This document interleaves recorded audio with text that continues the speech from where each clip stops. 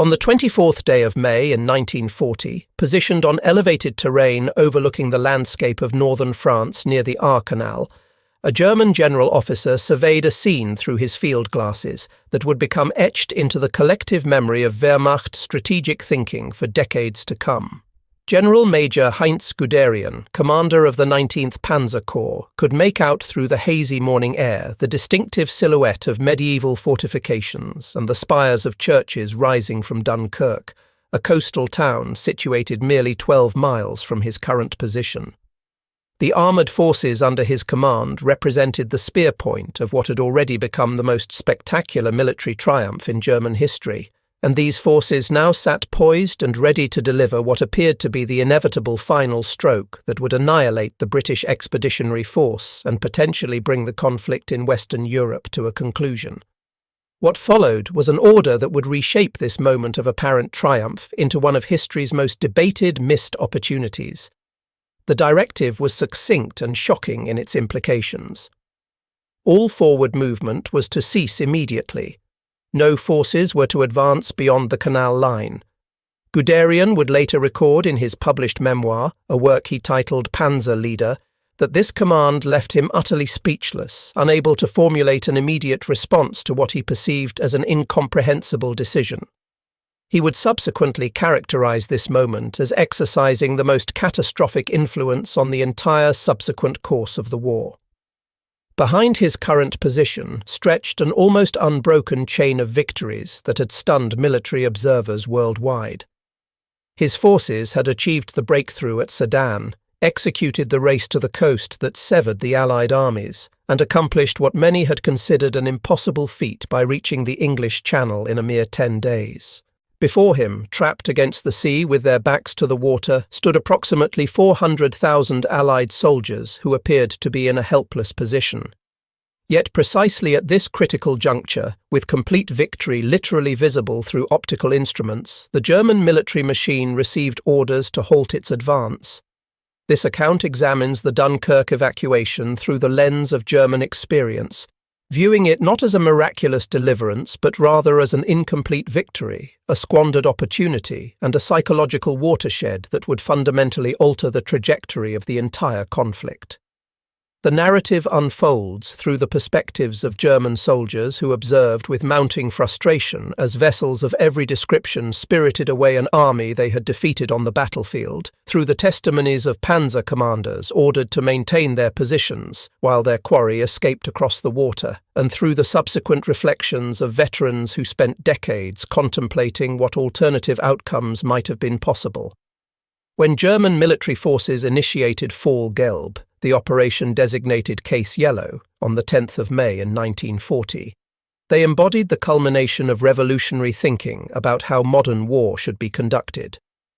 Army Group A, under the command of General Oberst Gerd von Rundstedt, controlled the principal striking force for the offensive.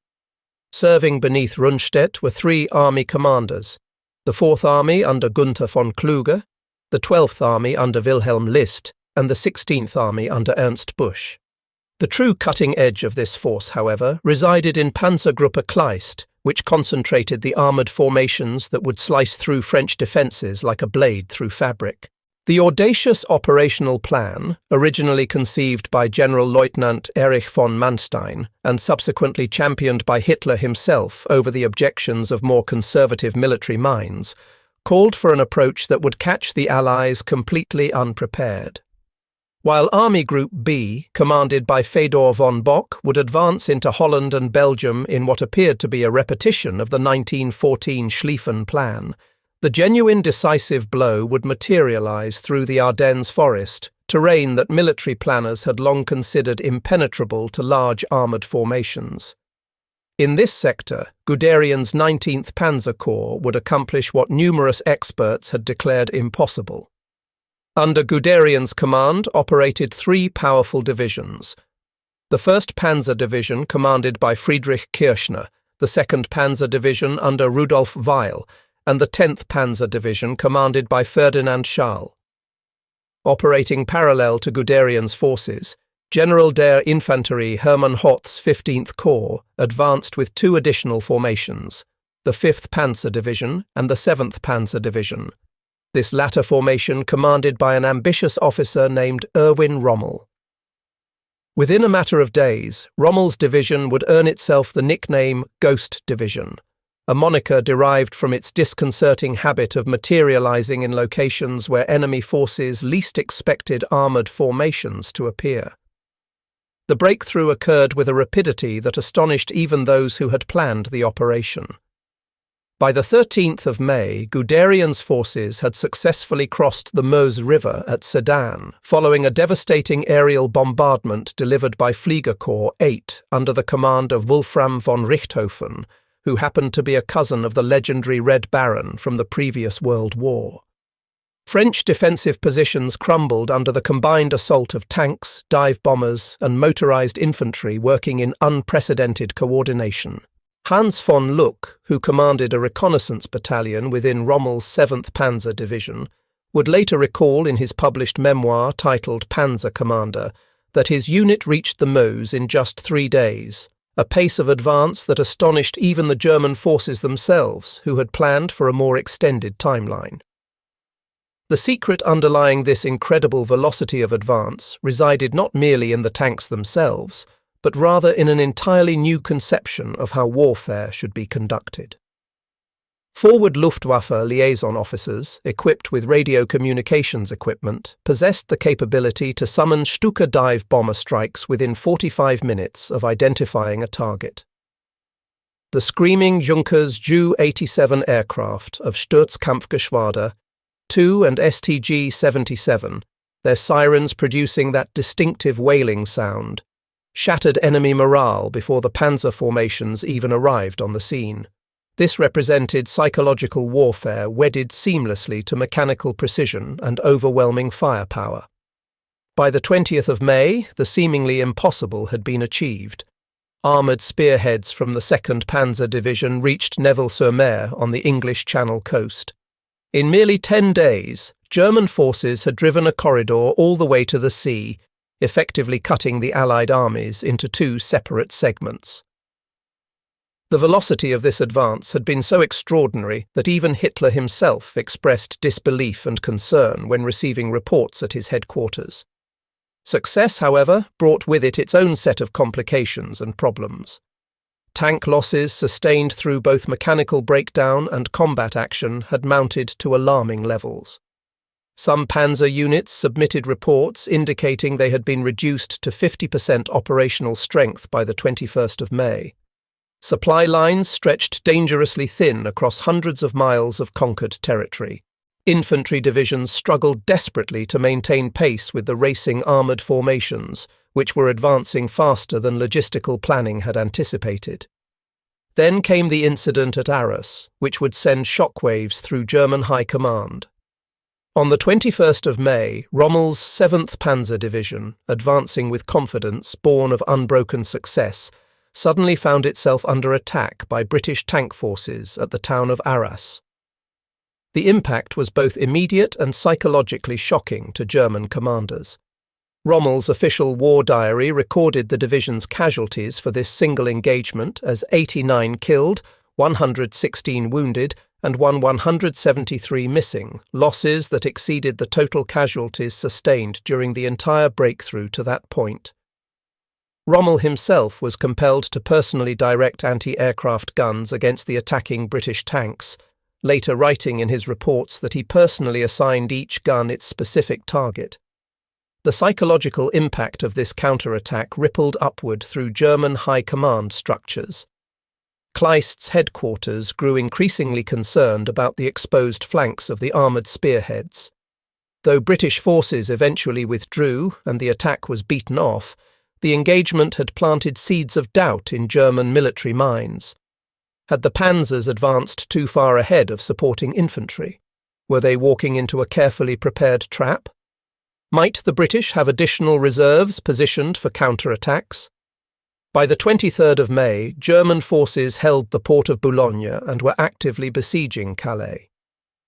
The entire British expeditionary force, along with the French First Army and elements of the Belgian Army, found themselves compressed into a steadily shrinking pocket with their backs pressed against the sea.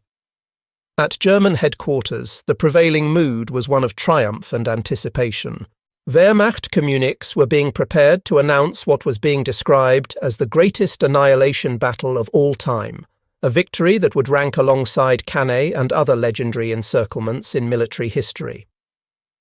On the evening of the 23rd of May in 1940, General Oberst Gerd von Rundstedt reached a decision that would reverberate through historical analysis for generations. Growing increasingly concerned about reports he was receiving from his panzer commanders, Rundstedt noted that Kleist had reported tank strength significantly reduced from combat and mechanical issues, that supply lines had become dangerously overstretched, and that the Arras attack had demonstrated the Allies' retained capacity for organised surprise counterattacks. Based on these concerns, Rundstedt issued a preliminary order directing forces to halt their advance. The following morning, Adolf Hitler arrived personally at Rundstedt's headquarters located at Charleville-Mézières.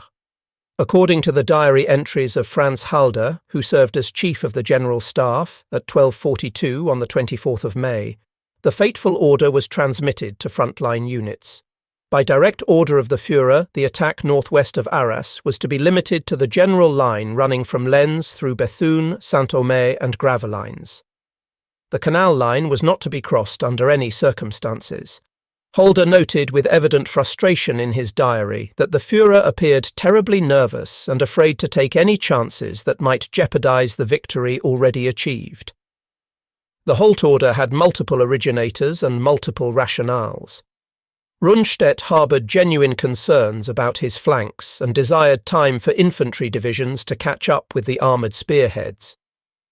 Hitler, haunted by his personal experiences in Flanders during the First World War, believed the marshy terrain surrounding Dunkirk was fundamentally unsuitable for tank operations. Perhaps the most decisive voice, however, arrived via telephone from Hermann Göring, the Reichsmarschall. Göring had promised Hitler that his Luftwaffe would destroy the Dunkirk pocket from above using aerial bombardment. Why risk precious panzer formations, Göring argued, when the Air Force could complete the job without risking valuable equipment? The impact of this order at the front was immediate and profound. Guderian, whose 19th Panzer Corps sat positioned within sight of Dunkirk's spires, reacted with fury. His 1st Panzer Division had already positioned bridging equipment across the AA Canal. Some reconnaissance units had even crossed to the far bank and were probing forward. Now these units were ordered not merely to halt, but to pull back to defensive positions on the near side of the canal. For 3 crucial days, German soldiers sat idle and inactive while the evacuation began to unfold before their eyes in plain view. Through binoculars and optical equipment, German observers watched as an armada of vessels began to gather off the French coast. Destroyers, passenger ferries, fishing boats, private yachts, seemingly anything that could float and carry men was being pressed into service. Wehrmacht war diaries maintained by frontline units documented the mounting frustration among the troops. The 2nd Panzer Division's engineers spent the 25th of May constructing bridges over the canal system, preparing for an advance they assumed must surely be authorized imminently. Artillery units maintained harassment fire directed at the beaches and port facilities. However, the main striking power of the Wehrmacht, its concentrated armoured formations, sat idle waiting for orders to resume the offensive. On the evening of the 26th of May, Hitler finally rescinded the halt order and authorized forces to resume their advance. It would take an additional 16 hours, however, for units to actually resume forward movement due to the time required for orders to filter down through command structures and for units to reorganize for offensive operations. By the time German forces actually moved forward, the Allies had gained 4 precious days to organize defensive positions and begin Operation Dynamo, the evacuation operation, in earnest. When German forces finally pushed forward on the 27th of May, they encountered organized resistance and prepared defensive positions instead of the chaos and demoralization they had anticipated finding. Hermann Göring's assurance to Hitler that his Luftwaffe would obliterate the Allied pocket represented one of the war's monumental miscalculations. The forces available to Göring for this mission appeared overwhelming on paper. Luftflotte 2 under General Feldmarschall Albert Kesselring and Luftflotte 3 under Hugo Sperle, combined with Fliegerkorps 8 commanded by Wolfram von Richthofen containing the feared Stuka dive bombers, could field over 300 bombers and 550 fighters ready for operations. The 27th of May marked the first full day of Operation Dynamo and represented the Luftwaffe's concentrated attempt to fulfill Göring's promise to Hitler. German squadrons attacked in successive waves from 7 in the morning until dusk. Dunkirk harbour was set ablaze, with oil storage tanks creating columns of black smoke visible for miles across the channel. Yet the Fliegerkorps 2 war diary recorded unexpected and fierce resistance from RAF Fighter Command. Spitfires and Hurricanes operating from airfields in southern England engaged German formations with an intensity that surprised Luftwaffe commanders. The Luftwaffe lost 23 aircraft on that first day alone, and among these losses were experienced crews that could not be easily or quickly replaced. The fundamental problem constraining Luftwaffe operations was endurance and range. The Messerschmitt Bf 109E, operating from bases in Belgium, possessed barely 10 minutes of combat time over Dunkirk before fuel considerations forced pilots to break off and return to base. The Stukas, so devastatingly effective when protected by fighter escort, proved vulnerable to modern fighters when their escorts were forced to depart due to fuel limitations. Weather conditions proved equally challenging to sustained air operations. Of the 9 days the evacuation proceeded, only 2.5 provided good flying conditions with clear visibility. On the 28th of May, cloud cover and smoke from burning oil installations obscured potential targets. Kesselring protested directly to Göring that his crews were exhausted after 2 weeks of intensive operations since the campaign began on the 10th of May. The Luftwaffe achieved its greatest success on the 1st of June, when clearing weather permitted maximum effort operations. 4 destroyers were sunk along with numerous other vessels on this day. Yet by this point, the majority of the British Expeditionary Force had already escaped across the Channel. Despite flying 1,882 bombing sorties and 1,997 fighter sorties during the evacuation period, the Luftwaffe had fundamentally failed to prevent the evacuation that Göring had promised would be impossible. German pilot Joachim Müncheberg of Jagdgeschwader 26 flew escort missions throughout the entire evacuation period. His combat reports document claiming 5 Spitfires destroyed, including 4 shot down on the 31st of May alone, achievements that earned him the Iron Cross First Class. Yet even this successful ace noted in his reports the unexpected intensity of British fighter resistance and the challenges inherent in operating at maximum range from base airfields with minimal time over the combat zone. When German ground forces resumed their advance on the 27th of May, they encountered defensive arrangements that had been transformed during the halt. British forces had utilised their respite to establish formidable defensive positions along the canal lines. French forces, particularly those of the First Army, had initiated a last stand that would tie down German divisions desperately needed elsewhere for exploitation operations. The war diary of the German 18th Corps describes the 56th Infantry Division advancing through flooded ground toward the Dunkirk perimeter while suffering heavy casualties from prepared British defensive positions. The division became combat ineffective and had to be withdrawn from the line for reconstitution. Robert Kershaw's subsequent research, published in his work Dunkirk 1940, reveals there existed virtually no coordinated plan to reduce the pocket systematically. Units attacked piecemeal without proper coordination or concentration of force. Only 5 of the 10 German divisions surrounding Dunkirk could operate effectively from dry ground due to the extensive flooding of the low-lying terrain characteristic of this region.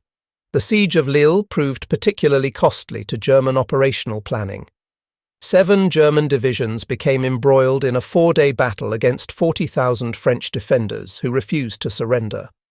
The garrison finally capitulated on the 31st of May, but their sacrifice had tied down forces that might have made a decisive difference at Dunkirk had they been available. General Weiger, commanding German forces at the Lille siege, noted in his after-action report that French resistance exceeded all expectations and demonstrated a determination that had not been evident earlier in the campaign. German artillery officers positioned around the perimeter documented extraordinary scenes unfolding on the beaches before them. Wehrmacht records describe long lines of men stretching from the dunes into the water, maintaining remarkable discipline even under sustained fire. The variety of vessels particularly struck German observers who watched through optical equipment. Everything from Royal Navy destroyers to Thames pleasure steamers, from fishing trawlers to private yachts, seemed to be participating in the evacuation. One divisional war diary specifically noted that the enemy maintained remarkable order during the evacuation process, with small craft shuttling continuously between the beach and larger vessels positioned offshore despite sustained German artillery fire. The spontaneous mobilization of civilian vessels was completely unexpected by German military planners, who had assumed that only military vessels would participate in any evacuation attempt. General Ritter von Thoma, whose tank forces sat immobilized by direct orders and unsuitable terrain, later testified in post-war interrogations that he could see directly into Dunkirk through his field glasses, watching as British rearguard units conducted textbook fighting withdrawals. The professionalism displayed by these supposedly defeated troops made a lasting impression on German commanders who observed these operations. Letters written by German soldiers and preserved in the Bundesarchive reveal complex and evolving reactions to the Dunkirk situation. Initial confidence about imminent British surrender gradually transformed into uncertainty as Britain continued fighting rather than seeking terms. The masses of abandoned weapons and equipment, totaling 2,472 artillery pieces, 84,427 vehicles, and 657,566 tons of ammunition and stores according to Wehrmacht tallies, seemed to confirm the destruction of the BEF as an effective fighting force. Yet Wehrmacht intelligence reports noted growing unease among German troops. If defeated armies could escape so successfully, what might defending armies achieve in the future? The psychological impact proved particularly acute among units that had suffered unexpected casualties against British rearguard actions. The massacre of British prisoners by the SS Totenkopf Division at Le Paradis on the 27th of May and additional war crimes committed on the 28th reflected the breakdown of discipline when poorly trained SS units faced fiercer resistance than they had expected. These war crimes, documented in subsequent post-war trials, revealed the psychological strain on units unprepared for serious combat.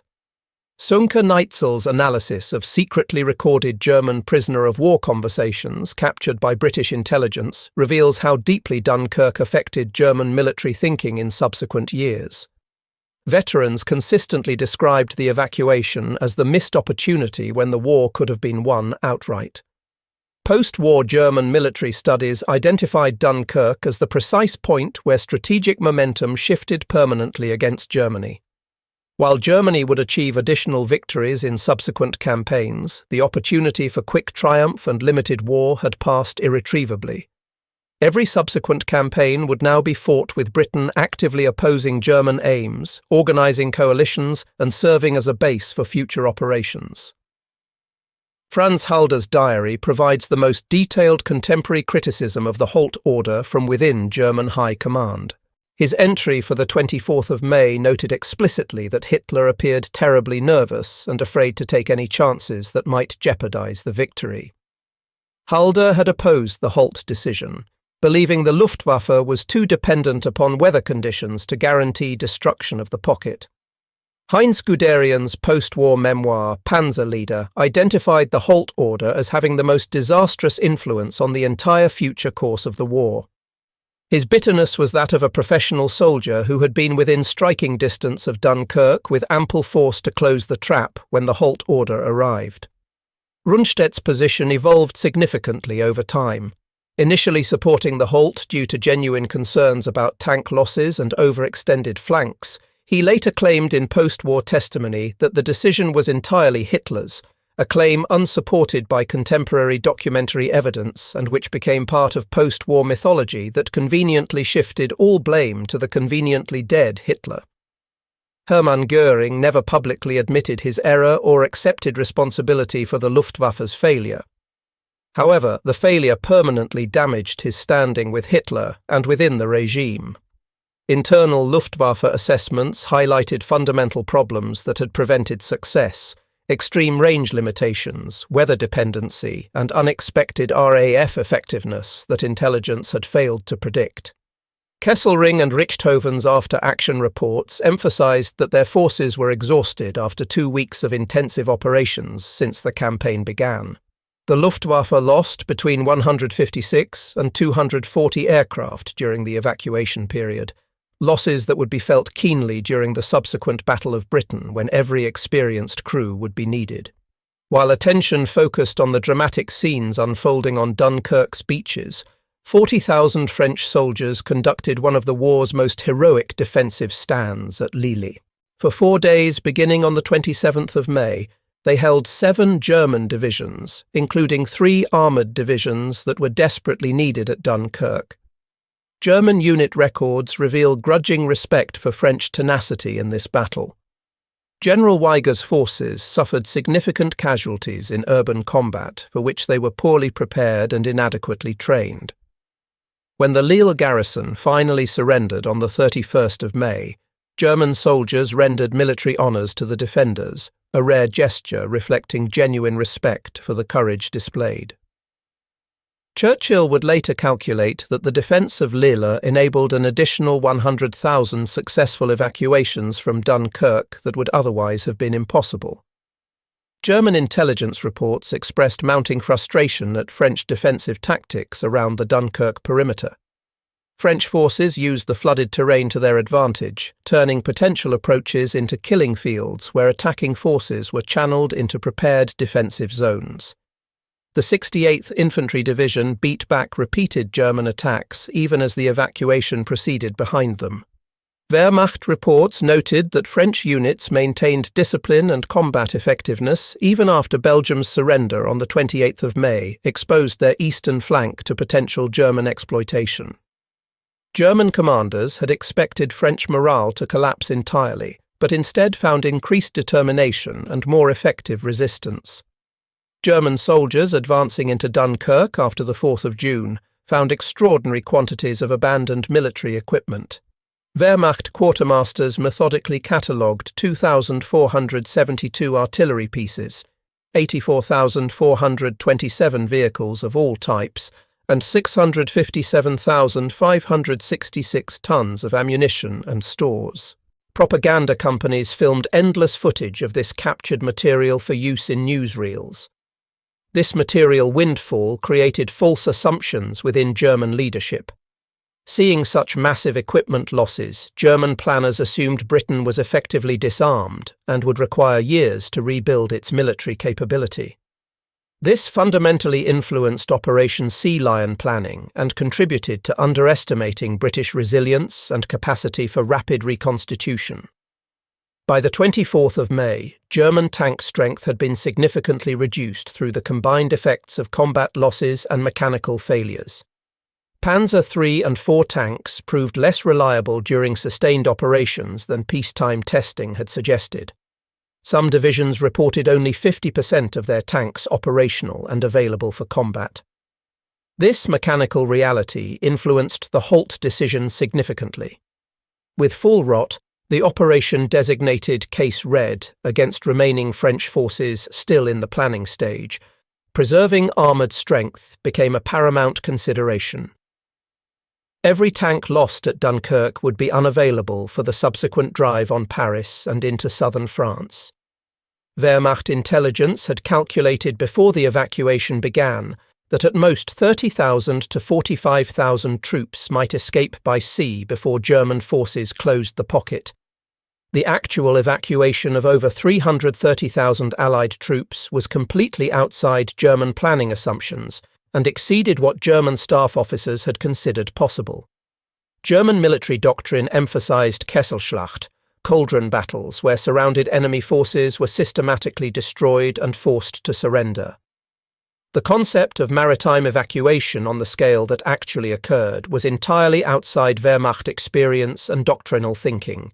The spontaneous mobilization of civilian vessels, the famous little ships, was entirely unexpected and demonstrated British improvisational capacity that German planning had not accounted for. German High Command fundamentally misread Dunkirk's long-term significance. Hitler's proclamation issued on the 5th of June claimed the BEF had been destroyed as a fighting force. The vast quantities of abandoned equipment seemed to confirm this assessment. German planning for the potential invasion of Britain proceeded on the assumption that German forces would face demoralized, poorly equipped forces that had lost their heavy equipment. Instead, the evacuated troops formed the experienced core around which Britain rapidly rebuilt its army. The Dunkirk spirit that emerged from the evacuation proved far more powerful militarily and politically than German calculations had anticipated. Hitler's headquarters at Felsenest, located near Bad Münstereifel, was where the Halt order originated. Staff officers later described Hitler's dramatic mood swings during this period, ranging from initial exhilaration at the breakthrough to increasing nervousness as panzer formations raced ahead of supporting forces. Halder documented in his diary Hitler's fear that success had come too easily, that some form of trap awaited the overextended German forces. This paranoia, rooted in Hitler's personal experiences during the First World War, significantly influenced the crucial decision to halt. The Halt order went directly from Hitler to frontline units, bypassing normal military command channels and creating confusion. During the evacuation period, headquarters received increasingly frantic reports about the scale of the Allied escape. Yet Hitler seemed remarkably unconcerned, convinced that Britain would seek peace terms regardless. This strategic blindness about British determination would prove fatal to Nazi Germany's ultimate ambitions for continental dominance.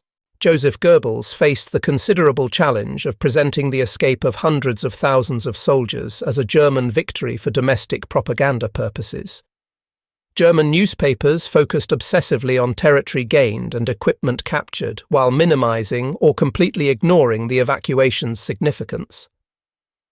The Völkischer Beobachter proclaimed in bold headlines the greatest annihilation battle of all time. Wehrmacht communiques maintained this fictional narrative. The announcement issued on the 5th of June emphasized prisoners and material captured without mentioning those who had escaped. This created a significant gap between official propaganda and what frontline soldiers had personally witnessed. The German public initially had no real grasp of the evacuation's actual scale or significance. However, soldiers returning home on leave gradually spread word about the armies that had escaped across the Channel. Secret police reports from the summer of 1940 reveal growing public concern about the continuation of the war against Britain rather than the expected peace settlement. The Luftwaffe's subsequent defeat in the Battle of Britain and the eventual cancellation of Operation Sea Lion confirmed growing suspicions that a crucial opportunity had been lost at Dunkirk. The failure to destroy the BEF fundamentally altered German invasion planning for Britain. Operation Sea Lion planners were forced to account for hundreds of thousands of experienced, combat-tested troops they had assumed would be prisoners of war. Admiral Raeder argued persuasively that if Britain could successfully evacuate forces under fire from a hostile shore, they could certainly prevent an opposed amphibious invasion. The Luftwaffe's failure at Dunkirk raised serious doubts about achieving the air superiority that would be absolutely necessary for any invasion attempt to succeed. Wehrmacht studies conducted during planning for Sea Lion identified multiple problems that Dunkirk had revealed. These included British ability to mobilize civilian resources for military purposes, unexpectedly tenacious defensive capabilities, and overwhelming naval superiority in the Channel. These factors contributed significantly to Sea Lion's eventual cancellation and indefinite postponement. Dunkirk's ultimate strategic consequence was ensuring Germany would face the two-front war that all German military planning since Versailles had desperately sought to avoid. By allowing Britain to remain in the war as an active belligerent, Germany guaranteed eventual American involvement and sustained Western pressure while simultaneously fighting the Soviet Union on the Eastern Front. German military professionals spent the remainder of the war analyzing the Dunkirk decision in staff studies and planning exercises. These studies consistently identified it as the point where strategic momentum shifted permanently against Germany. Every subsequent campaign would face active British opposition, with Britain organising coalitions and serving as the base for the eventual Allied invasion that would come in June 1944. Hans von Luck's reconnaissance battalion in the 7th Panzer Division had led Rommel's rapid thrust through Belgium, reaching the Meuse River in just 3 days. In his memoir Panzer Commander, von Luck described the intense frustration of watching the evacuation unfold while under orders to halt forward movement. "We simply could not understand why we were letting so many get away," von Luck wrote decades later. His reconnaissance units, specifically trained and equipped to exploit weakness and breakthrough opportunities, sat completely idle while enemy forces escaped across the water in plain view. The professional soldier in him recognized this as a strategic failure, even as official propaganda proclaimed total victory. Rommel's after-action report from the Arras engagement, preserved in the Bundesarchiv, describes what came close to disaster on the 21st of May. British Matilda tanks had torn through his division's flank with unexpected force. Rommel personally directed anti-tank guns, including 88mm flak guns, pressed into ground combat role to restore the deteriorating situation. The psychological impact on German command was profound and lasting. If 2 British battalions could cause such severe disruption, what might a properly coordinated counter-offensive achieve? This fear and uncertainty contributed significantly to the cautious halt order issued 3 days later. Wehrmacht artillery observers documented the evacuation in detail through their rangefinders and optical equipment. Unit war diaries described the beaches resembling disturbed anthills, with long disciplined queues maintaining order under sustained fire. The astonishing variety of vessels, ranging from major warships to pleasure craft, demonstrated British improvisational capacity that German planners had not anticipated or prepared for. Luftwaffe unit records provide detailed accounts of the challenges facing air operations. Jagdgeschwader 26's war diary notes explicitly the severe strain of maximum range operations. Pilots had minimal time over their targets before fuel considerations forced them to break off and return to base. Stuka units reported heavy and unsustainable losses whenever fighter escort was forced to depart early. Weather reports maintained by Luftflotte 2 and 3 demonstrate that poor flying conditions prevailed for most of the evacuation period. Dense smoke from burning oil tank installations further obscured potential targets, even when weather permitted operations. Kesselring's repeated protests to Göring about crew exhaustion were consistently ignored or dismissed. Joachim Müncheberg of Jagdgeschwader 26 achieved ace status during Dunkirk operations, claiming multiple Spitfires shot down. Yet even his combat reports note the unexpected intensity of RAF resistance and the fact that British fighters appeared in far greater numbers than intelligence assessments had predicted. The Luftwaffe's maximum effort on the 1st of June sank several vessels, but came far too late. By this point, most successful evacuations were already complete. Despite flying nearly 4,000 sorties over the 9-day period, the Air Force had catastrophically failed to deliver on Göring's promise to prevent the evacuation. Post-war interviews conducted with German veterans consistently identified Dunkirk as the war's true turning point rather than later battles. In testimony provided for the United States Army's Historical Division, former Wehrmacht officers repeatedly described Dunkirk as the moment when victory slipped irretrievably away. General Ritter von Thoma, interviewed extensively by military historian Basil Liddell-Hart, stated explicitly that he was positioned right out in front near Berg, and from that vantage point could see everything happening in Dunkirk harbour and on the beaches. His frustration at being held back from delivering the final blow remained evident decades after the events. Military historians have conducted extensive analysis of the Halt Order decision. The German official history, Das Deutsche Reich und der Zweite Weltkrieg, identifies multiple contributing factors, including tank losses, stretched supply lines, Hitler's nervousness, and Göring's promises. Modern historical analysis emphasizes that while the Halt Order was undoubtedly significant, it was not the sole factor enabling the evacuation's success. French resistance, particularly at Lille, British determination and organisation, and German exhaustion after 2 weeks of intensive operations all contributed substantially to the outcome. The Dunkirk experience fundamentally affected German military doctrine going forward. The failure to prevent maritime evacuation led to increased emphasis on coastal defence capabilities and anti-shipping weapons development. However, these doctrinal lessons came too late to affect the war's eventual outcome. Wehrmacht staff studies conducted from 1941 through 1945 repeatedly cited Dunkirk as demonstrating the danger of incomplete victories.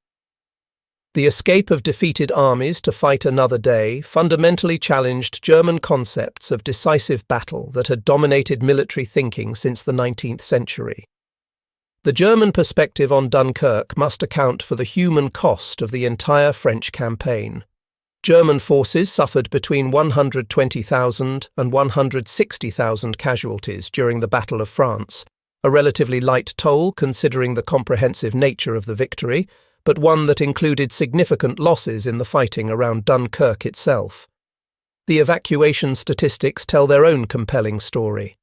British forces evacuated totaled 338,226. French and Belgian forces evacuated numbered 139,997. German prisoners captured at Dunkirk totaled approximately 40,000. Luftwaffe aircraft lost ranged between 156 and 240. German equipment captured was minimal, but the tactical advantage lost was incalculable. These numbers represented a peculiar and paradoxical form of victory, tactical success containing strategic implications that would prove disastrous for Germany's ultimate war aims. The Halt Order remains one of military history's most intensively studied command decisions. Multiple factors contributed to this momentous choice, including mechanical limitations of equipment, logistical supply concerns, command caution based on the Arras counterattack, inter-service rivalry between Army and Air Force, and fundamental misunderstanding of enemy capabilities and determination. German military education institutions after the war utilized Dunkirk extensively as a case study in the dangers of incomplete victory. The Wehrmacht's own post-war analysis, conducted by surviving staff officers, concluded that political interference, inter-service rivalry, and failure to understand enemy psychology had collectively transformed tactical triumph into eventual strategic defeat. From the German perspective, Dunkirk represents military history's most paradoxical outcome, overwhelming tactical success that contained within it the seeds of strategic catastrophe. The Wehrmacht achieved everything that professional military officers thought possible within the operational parameters.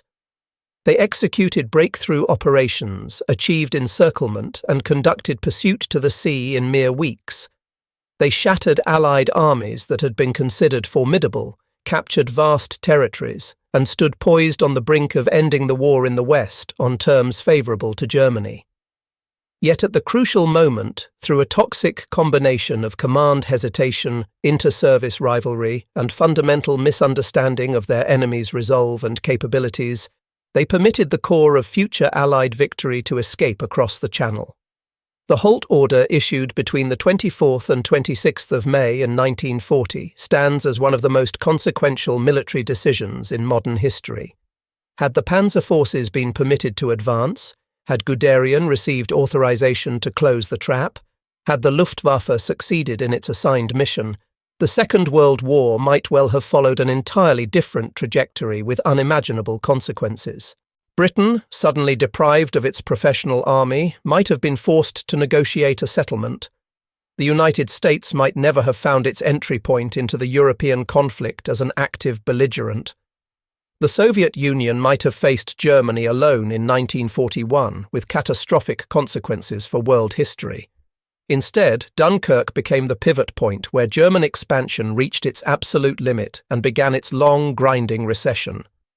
German soldiers who watched the evacuation witnessed, without fully comprehending at the time, the precise moment when quick victory transformed irreversibly into protracted defeat.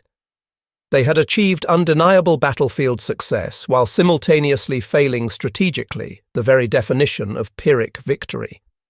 German accounts of Dunkirk, meticulously preserved in unit war diaries, official reports, and post-war testimonies, provide essential perspective on how military excellence can coexist with strategic blindness.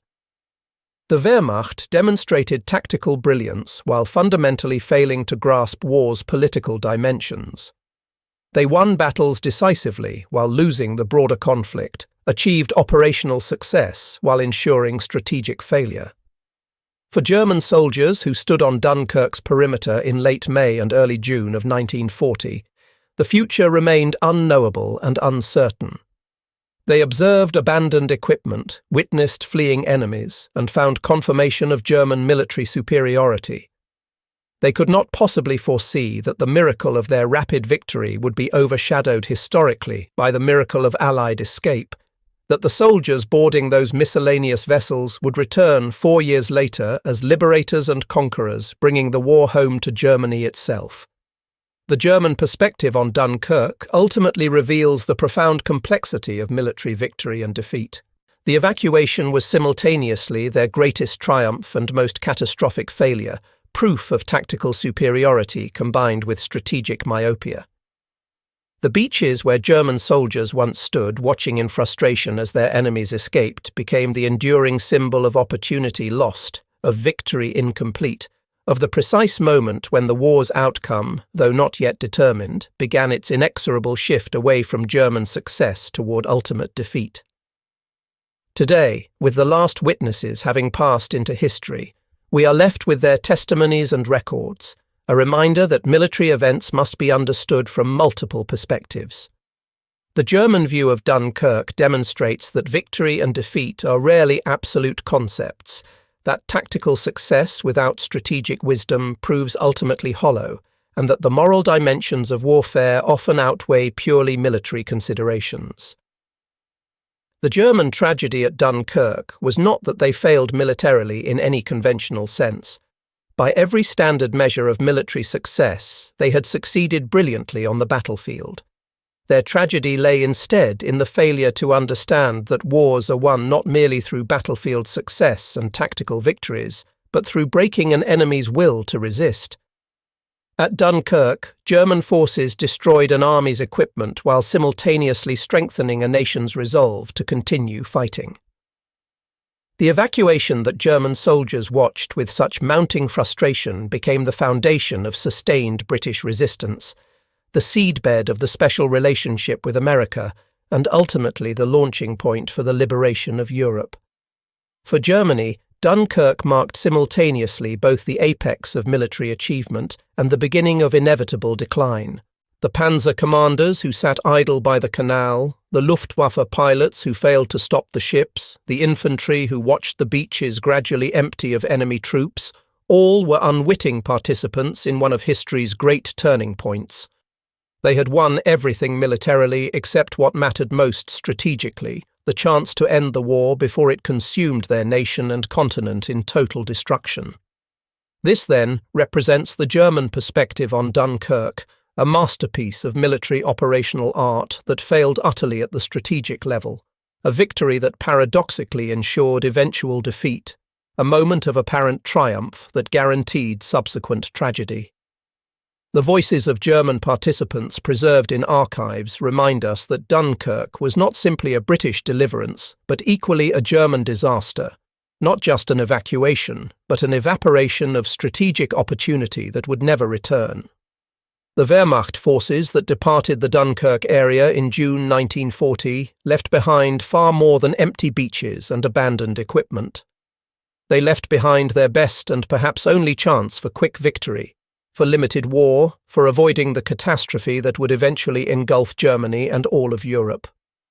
Their accounts, preserved in military archives and personal memories, ensure that the German perspective on Dunkirk remains an integral part of our historical understanding, a cautionary tale about the inherent limits of military power divorced from strategic wisdom and the profound dangers of incomplete victory.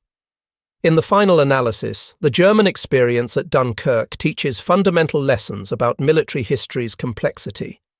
It demonstrates that victory and defeat intertwine in ways far more complex than simple battlefield outcomes suggest, and that the consequences of command decisions echo far beyond immediate tactical situations. German soldiers who witnessed the evacuation earned a peculiar and paradoxical place in history as victors who enabled their own eventual defeat, as conquerors who inadvertently opened the door to their own conquest, as witnesses to the precise moment when tactical brilliance collided catastrophically with strategic blindness.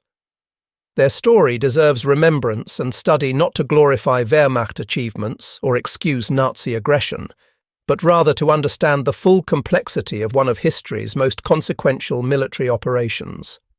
The German perspective on Dunkirk reminds us that every triumph contains within it the seeds of potential disaster, that military success without accompanying political wisdom proves ultimately futile, and that understanding the past requires examining events through multiple lenses simultaneously. The beaches of Dunkirk, where German soldiers once stood in mounting frustration, watching their enemies escape across the water, remain an enduring monument to war's fundamental paradoxes. For Britain, these beaches represent miraculous deliverance and national determination. For France, they symbolize both sacrifice and abandonment. And for Germany, they stand as eternal testimony to the victory that slipped away, the triumph that became tragedy, the moment when winning the battle meant losing the war.